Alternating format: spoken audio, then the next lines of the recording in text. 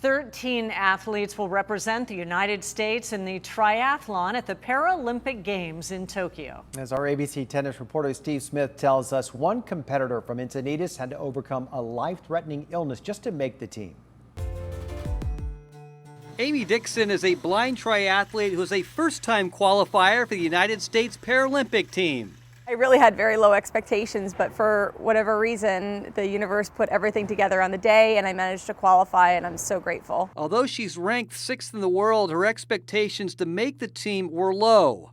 Unfortunately, months before the trial, she suffered a serious health crisis that nearly killed her. The autoimmune disease, which caused her to lose 98% of her eyesight when she was a kid, suddenly came out of remission. It turned out I had bilateral multiple pulmonary embolisms in both lungs. Ended up in the hospital on blood thinners, and then I ended up with what's called an infarction, which a myocardial infarction is a heart attack. This is a lung infarction, so I lost part of my lung tissue, died, and so I've lost some lung function.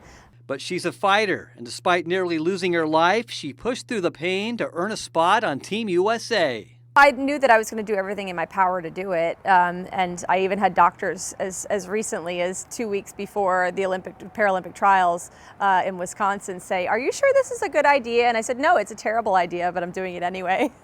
So I knew that I had it in me, and I was able to put together the race on the day, on June 27th, that I needed in order to qualify. She now heads to Tokyo, but not necessarily with the goal of bringing home the gold. I'm just grateful to be able to make the team, let alone be able to perform on the day and even complete a race, let alone be competitive. So I'm not counting myself out, for sure. My goal is to have the best day that my body gives me on the day. I'm Steve Smith, ABC 10 News. It's a terrible idea, but I'm going to do it anyway. I love that line. Besides competing, Amy also runs a camp called No Sight for No Limits for other blind athletes.